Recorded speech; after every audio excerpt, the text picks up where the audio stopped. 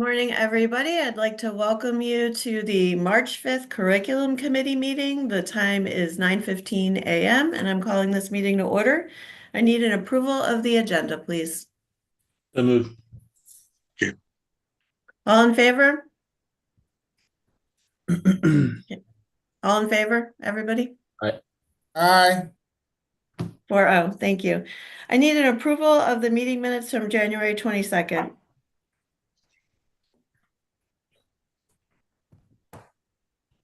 So moved. All in favor? Aye. Thank you, 4-0. Okay, action items. UCPS Summer 2025 Program Offerings, Dr. Rogers. Yes, good morning, board members. Can you see my shared screen? Yes. Great. Okay. So good morning. We're seeking approval for our summer program offering this year, which means we are taking a look at summer reading camp and the timeline for summer reading camp. And so we will jump right in. So summer reading camp actually began in 2012, and per legislation, it includes second and third grade students. So the purpose of our camp is to provide additional reading instruction for students in second grade and third grade at no additional cost to families. Our reading camp does provide a minimum of 72 hours of programming as well. So here are a few more details. Again, we're focusing on second and third grade students who have not demonstrated grade level proficiency in reading.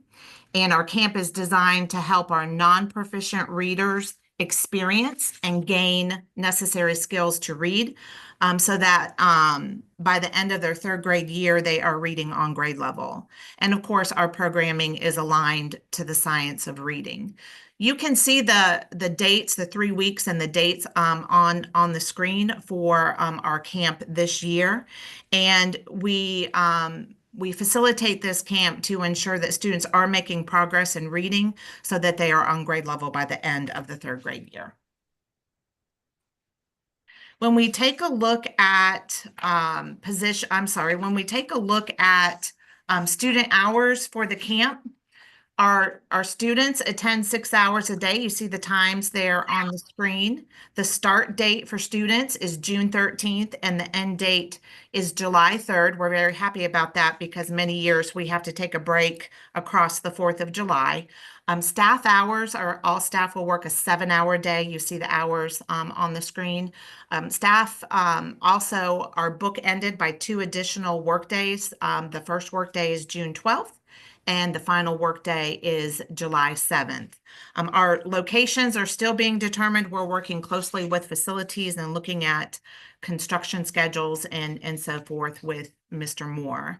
And again, our participants are the current second and third graders who are not proficient in reading by the end of the year. So here are the positions that we are offering for reading camp. The district summer programs coordinator will work directly with me to facilitate the camp, and we will be on the same page for that. We will also hire a site administrator at each location and, of course, K-5 certified teachers. This year, again, we are able to offer an unpaid internship for Teach UCPS students as well, and hope that some of those students take us up on that opportunity. So here's the timeline. We're in March. We will hire our site admins, then site admins in turn will contact host school principals. We will interview and hire the teachers for the camp. We hope to have all hiring completed prior to spring break so that teachers can make plans for the summer accordingly. We get very excited about the leadership training and opportunity for our site administrators. We have these weekly meetings that are virtual. If needed, we embed more training into AP Academy during the months of April and May.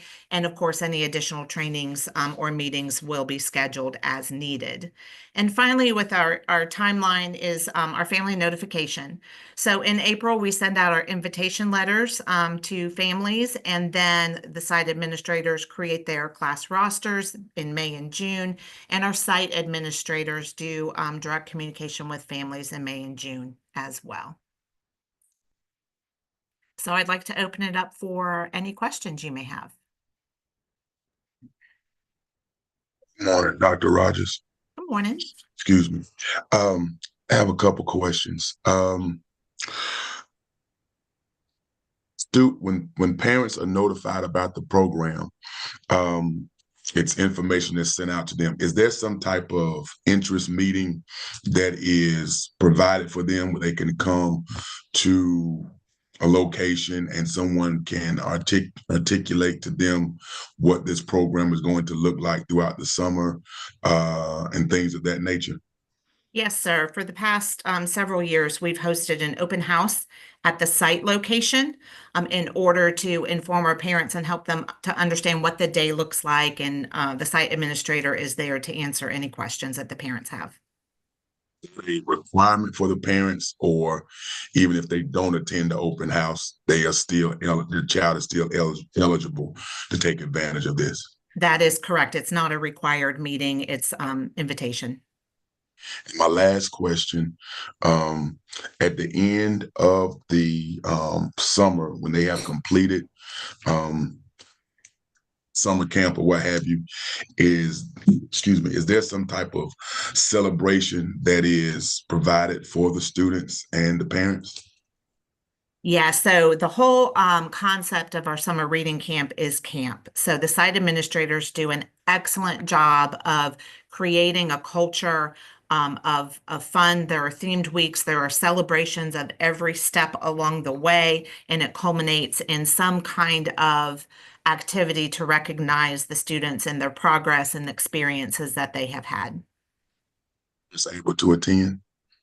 That would not be a problem at all. Parents can Okay. attend. Okay. Mhm. One more question. I'm sorry. I thought it was two. Sure. It's two.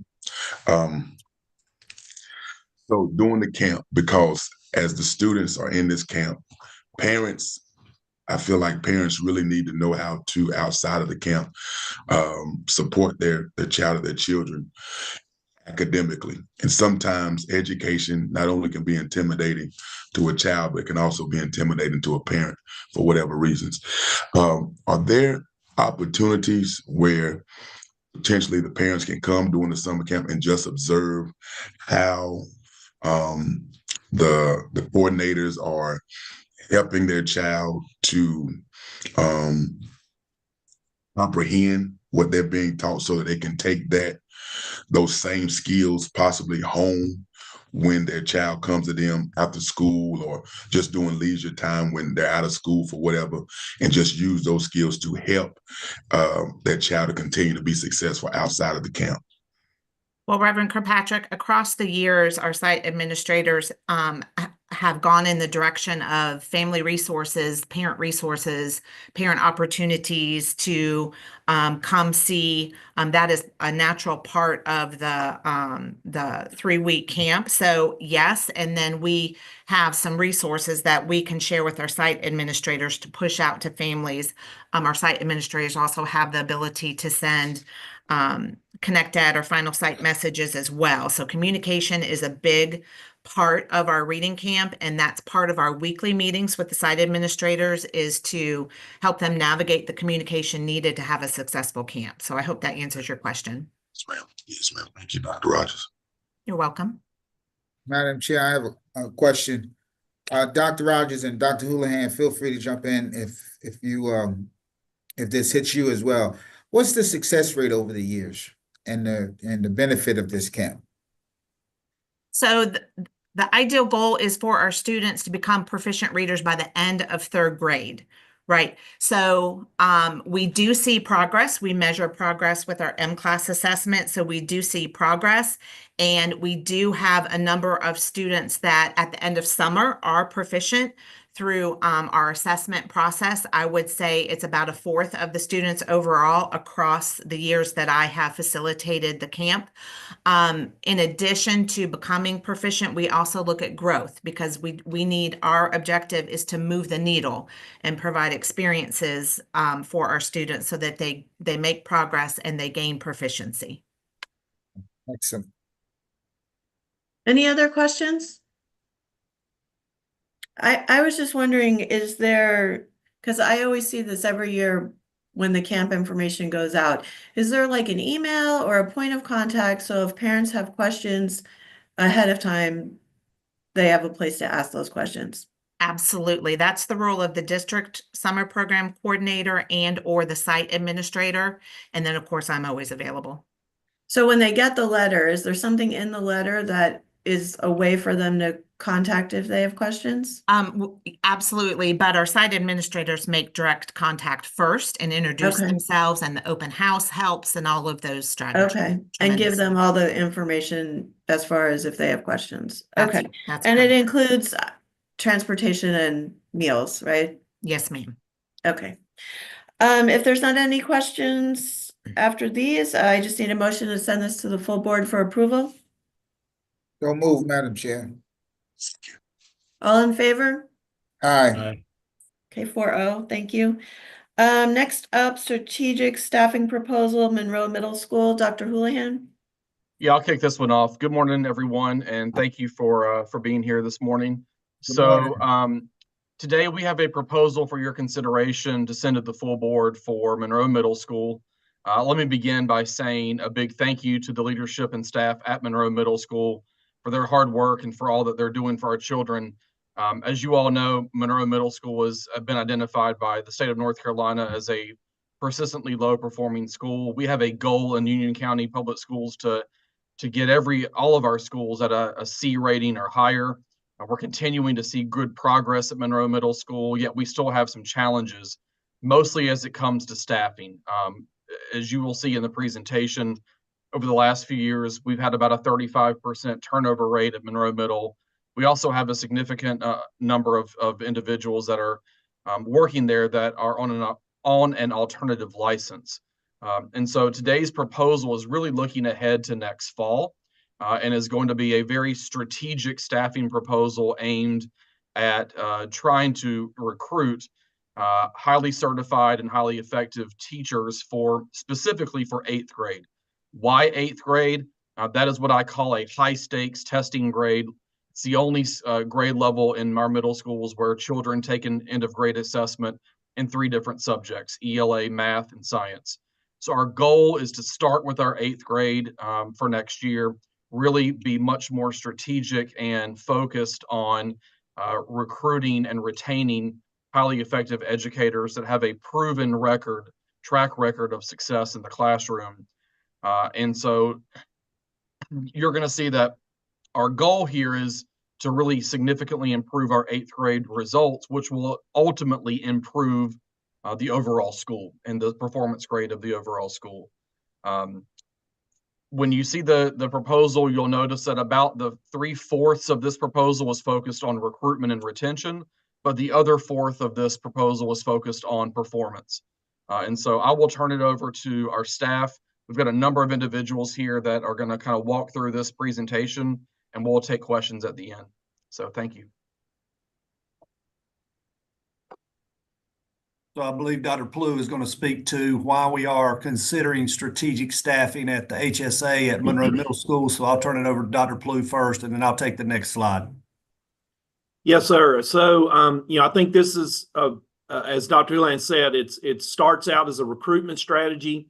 You can see that Monroe Middle School has consistently been our school with the highest turnover rate, and that turnover rate oftentimes leads to vacancies at different points during the year. And so the primary reason why we want to try to do some strategic staffing there is to get a number of teachers into the school that help get all of the classrooms filled, not just filled, but filled with high quality teachers, like Dr. Houlihan said, with a track record of success. So we feel like, we know that quality teachers in every classroom is one of the hallmarks of improving student performance. So that is our primary goal here, is to get an influx of teachers into Monroe Middle to make sure that every classroom is filled with a teacher and with a high quality teacher. You can see also that with that high turnover rate has caused us to have to hire a lot of teachers who are alternatively licensed. All those teachers are doing a yeoman's task and working very hard. This is not about the ones that are there. It's really about trying to make sure that we get some additional teachers in there to fill all the classrooms and make sure that we're getting those teachers at a really high quality rate. So really that was the why. So I will speak to really the how. So as you can see on your screen, we would like to identify 8 highly effective 8th grade teachers who are willing to transfer to Monroe Middle School. We would utilize EVOS data. And just as a reminder for those of you that are not familiar with EVOS data is a student growth measure that determines our teachers that are highly effective based on how well their students perform. Now, it's not always the proficiency rate that it looks at. It is looking at how much growth their students can make. And the reason that we want to target EVOS and highly effective teachers based on this metrics is because we want teachers that can make children or help students at Monroe Middle School grow more than a year's worth of growth each year, so they can catch back up and then return to being on grade level. And you can see there in the middle of the page, that's the financial package that we have come up with. It is a 2-year commitment. And let me just be clear, it is a 2-year commitment. So if a teacher who has high EVOS ratings agrees to go, we're going to expect them to sign a 2-year contract and stay. They would get $7,500 to go and begin the school year at Monroe Middle School. And then at the end of year 2, or excuse me, at the end of year 1, they would get another $7,500. That's $15,000 for year 1. When they return in the fall for year 2, they would receive $7,500 to begin year 2. And then the 4th installment of $7,500 is dependent on whether or not they made growth with their students at Monroe Middle School at the end of the first year. So when Dr. Houlihan says a quarter of this proposal is based on performance, these highly effective teachers who we believe will have great impact at the end of the first year when they get an EVOS growth score for their students at Monroe Middle School, not the school that they previously taught at, would then have to meet or exceed growth with their students at Monroe Middle to get that 4th installment. Of course, we've highlighted a 2-year commitment. And also, I want you to note that we would market this opportunity to external teachers in other districts who could provide EVOS data to us, which they have access to as well. So we would be very strategic, and we would want to hire the most effective middle school teachers that we possibly could find for this opportunity. Thank you, Dr. Rogers. Thank you. So this is another look at the timeline. So year 1 is considered our recruitment year. And this again is a 2-year commitment or 2-year contract. And as you can see on the screen, the teachers will receive their first $7,500 installment in August of 2025. Then in June of 2026, that second installment of $7,500 is received. Year 2 is the retention year. So teachers return for that second year and receive the third $7,500 installment in October of 2026. And that final installment is received at the end of year 2 in June 2027, only if teachers meet or exceed growth in the EVOS system, as Dr. Tyson has referred to. So teachers must perform to receive the last installment, and the contract requires the completion of the second year.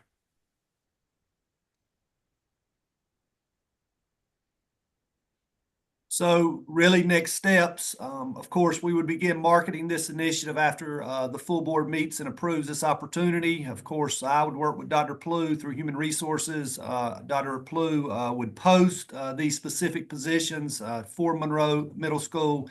Ultimately, we want to have these positions filled as early as possible. We've listed on the screen a May 1st deadline. That'll give us really a couple of months to go through this process and try to identify so we can begin strategically staffing Monroe Middle School for the fall of 25-26. So this would begin next fall. So that does conclude our presentation, and we'll open it up to any questions you may have.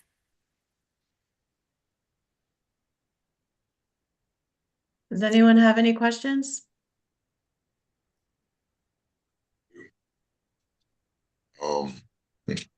Okay.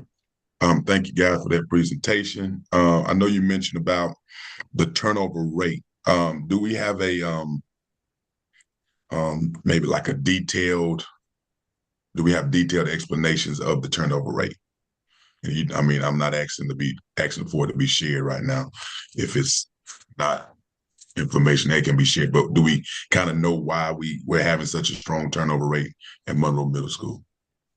Well, I can tell you that the primary reason why we are told when teachers leave, and really it's not just Monroe, but Monroe would fit into this. They're primarily leaving to go to either transferring to other schools within our district, or leaving our district to go teach somewhere else, or leaving the profession. It's one of those three reasons. There's about 15 reasons on our resignation form that an employee checks when they leave, and these are required by the state that we collect that data. It's really not all that specific. It's just sort of general categories, but those are the three main reasons why teachers report they are leaving. How many teachers in Monroe Middle School? I'm sorry. So it depends on how you define a teacher, but if you're looking at core area teachers, we have about 30 core area teachers at Monroe Middle. So you all mentioned about 8th grade. How many teachers would that consist of? So currently, if you're looking at the core area teachers, there are 10 core area teachers there, but of course, social studies is part of that, and social studies does not have an EVOS score associated because there's no state test there. So we could remove them, and we would be looking at 8 positions on the 8th grade that would fit what you would consider an EVOS eligible core area class. One of the things that I know that Monroe Middle School, as it pertains to the academic piece, which is very important, but the building of relationships, because individuals can be successful academically, but when you go into a Monroe Middle School, and this is not a slight by any means, it is just the creativity and the beauty of our world. We have a lot of things that are different, than other parts of the district. And so I think it's important that whoever goes in, if this is approved, that not only are they just good with increasing academic scores, but being able to be empathetic, if I could, to some of the needs of our students at Monroe Middle School, because Monroe Middle School is not like every other school. And again, that is a beautiful thing, but it can be challenging. And yes, you got to be, you have to be able to understand how to serve that population and still be able to get the results that we need. So I'm glad that you all said that that there will be external applicants who are able to apply for this position as well. And it is also important to note that this will be a full hiring process. There will be a job posting. They will have to apply for the jobs. They will be vetted. They will be interviewed. So if we interview a candidate who's applied that we don't feel like fits the right, that will be a good fit there, then obviously that's something that we'll take into consideration. So this is not just an apply and you get the job situation. They will have to go through a full human resources hiring process in order to get that. And that will include an interview with people who know the community at Monroe and will help us make sure we make good choices. So the current 8th grade teachers who are there, they will be, tell me, what are we going to do with the current 8th grade teachers who are there now? Yeah, so it's challenging to say until we figure out exactly where we go with the process. We'll need to get through and see what kind of applicants we have for that. But we would, everybody that's currently employed and under contract, we would make sure that we find, if it would be on another grade level at Monroe, or some of this may take care of itself through attrition. Again, we do have a high turnover rate at Monroe, and so we do believe we will have some natural attrition also that will open up some of these positions, but it's going to be a case by case basis as we see how many people we have that apply. But I think it's also fair to say that if we have individual teachers at Monroe, which I believe we do, that may qualify for one of these positions, we would love for them to apply and go through the selection process as well. So yes, we do already know that we have teachers at Monroe that will qualify for this, and so that'll be part of the process also. Thank you. Well, and how many core positions do we have openings for currently at the middle school? So some of we do have some vacancies right now. They're not a large number. I'm trying to say we have like 2 true vacancies there now, but we also have some people that are out for other reasons. But we also have teachers on the transfer list from Monroe that are looking to transfer to other places in our district, and we do have some other people that plan to resign at the end of the year. So depending on how you define current vacancies, like currently right now, a smaller number, but we are anticipating by the end of the year a larger number. Okay. And the way we're funding this is reallocating some restart money? Yes, that would be correct. I think, Ms. McLean will be the expert to define that, but I believe when we had discussions, it would be reallocation of some restart funds that we are currently using at Monroe Middle School now for some other interventions potentially. Okay. And I mean, obviously this is going to be a challenge for the leadership there because it's going to be, trying to create a new culture with this mixture of different staffing members. I mean, obviously we'd all like to pay all the teachers, this extra money, but I don't see how we ever would have that much money available, either state or local.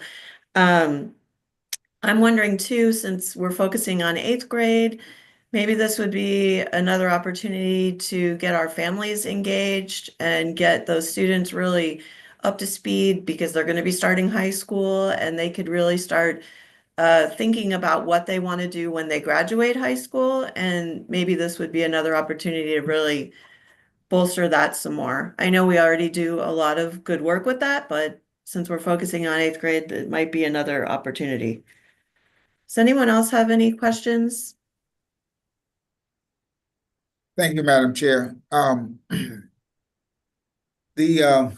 There's no doubt that the issue of trying to bring up Monroe Middle to and get out of that state rating.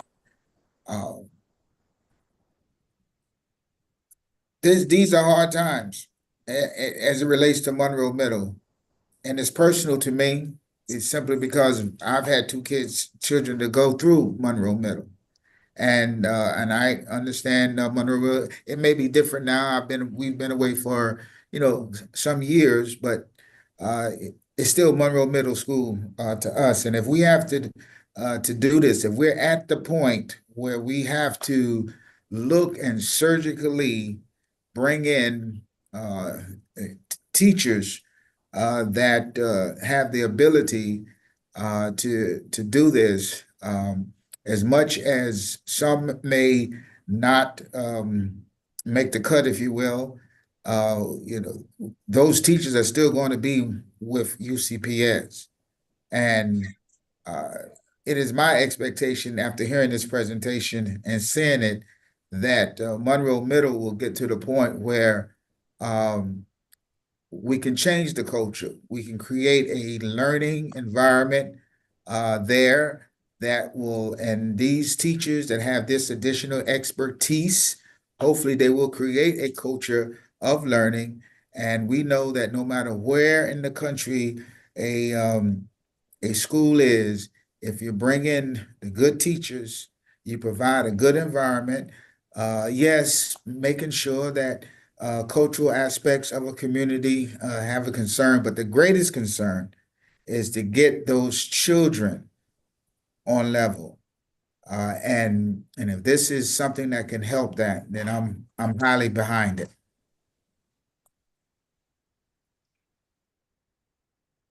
I guess I just want to add to that and say, I think it's experienced teachers, not necessarily we're saying good, because I know some teachers that are beginning teachers and they're amazing.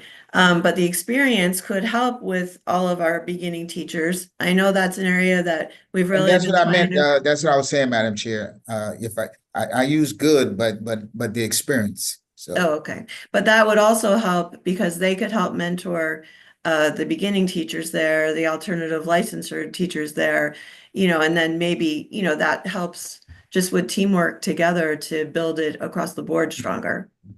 So, any other comments or questions? I got Oh, I one. have a, go ahead, Bear. Thank you. Dr. Pluto, do you know how many teachers at Monroe currently are meet those requirements where they could enter into this program? So we're still analyzing some data and looking at it from various angles. Right now we're using sort of a generic term of highly qualified, teacher, and that EBOS is one of the primary data sources we're looking at. But we're also going to probably cross-reference that with some other data sources like teacher attendance, because we know that's a really big factor. Is that teachers that come to work, at high rates are very important. So we're going to look at it from various angles. Right now, we do know, depending on which way we look at it, that we do have some teachers at Monroe that qualify. I would hesitate to say how many right now, just because it's going to kind of depend on where we land with the exact metrics that we look at to define the people who will be eligible to apply for these positions. And we've looked at it from a couple angles already, and we're looking at it from some more too. Okay. So if you've got 3 qualified teachers there and they're willing to get into the program, you're only sending out job sourcing for 5 more teachers. That would be correct. Obviously, Okay. we feel like if they're at Monroe and having that level of success, they would be, some of the better candidates in the pool. And so that's right. That's exactly right. I agree. All right. Thank you, sir.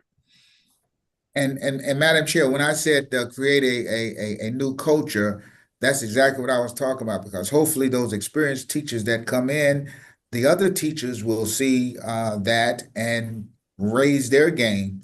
And we can just have just a groundswell of attention to learning at Monroe Middle. Reverend Kirkpatrick. Yes, ma'am. So I have a question. So if this is approved within this committee, would this be put on the consent agenda? Would this be a separate item outside of the consent agenda for approval from the full board? It's whatever the board would like to do. If it's a recommendation from this committee or the chairman that we want to have a standalone presentation, we're happy to do that. I mean, typically anything out of committee goes on consent, but I leave that to the committee for a recommendation. Reverend Kirkpatrick, are you saying you would not want this on consent? Sir, I'm hearing everything, and I know it's something that is needed. I know it is, and I am concerned about Monroe Middle, just like all of you. But I think this is still needing some more, just a little bit more discussion if we're going to take it to the full board, just to really I wouldn't want to put it on consent agenda. I would like for it to be a standalone presentation, and go from there if that's something that can be done. No, I mean it can be done, but I think it would be beneficial, whatever concerns you have, these are the folks that are on now. Aware of that. Yes, we can address those concerns. So if you have some, now's the time to bring them yes, up. sir. I've shared a few, and still I'm just a little, not necessarily I am a little uneasy because we have a culture at Monroe Middle School, and we are looking, what we're saying to Monroe Middle School teachers going this route, I feel that we're saying that to a certain extent, they are incompetent. Now, follow me on what I'm getting ready to say. Being incompetent does not mean that you are not a good teacher in some regards. The culture can be very stressful. So I'm wanting to know, my concerns are, okay, with this, because the community really, really needs to be involved in helping to push Monroe Middle School along. And to be honest, the community has not been involved the way that they should. And so with that being said, we want to know, how can the community get behind this initiative to help Monroe Middle School to evolve within the next couple of years? And the reason why I said to put it outside of the consent agenda, because I would love for community leaders to hear this presentation in real time next week. And I am definitely going to get on the phone after this meeting and tell, okay, you all need to be here, because we are missing the mark in making sure that Monroe Middle School is the best that it can be. And so that's the reason why I'm asking for it to be a standalone presentation outside of the consent agenda. Does that make sense? You have made your point clear, Reverend Kirkpatrick, and Madam Chair, I have no problem with that being your motion that comes up. I'll just kind of follow up if you don't mind. 2 points. Number one, from a community perspective, absolutely. We want community involved in all of our schools, and especially at Monroe Middle School. That's a gap that we have. And so we need community leaders, moms, dads, grandmas, grandpas to be involved, to be vigilant at the school and to help us in these efforts. This has got to be a community effort. The second point that I think about is the proposal that we're asking for consideration is not necessarily about the current staff. It's about the fact that we know we're going to have vacancies next year. We know that we have historically struggled to staff those vacancies in years past. And we also know that we do not have enough certified teachers at Monroe Middle School.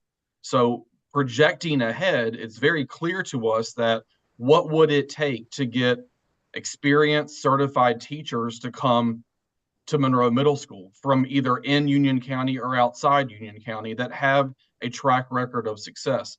That's really the perspective that we hope that you'll gather from this. It's not, from my perspective, not about current staff. It's about the future staff and the fact that we are going to have to fill vacancies. So we're trying to proactively put something out there that we've not done before to try and see if it will make a difference. And it may not. We may not recruit anyone, but it's at least an effort to try to do something innovative that no one else around us is doing.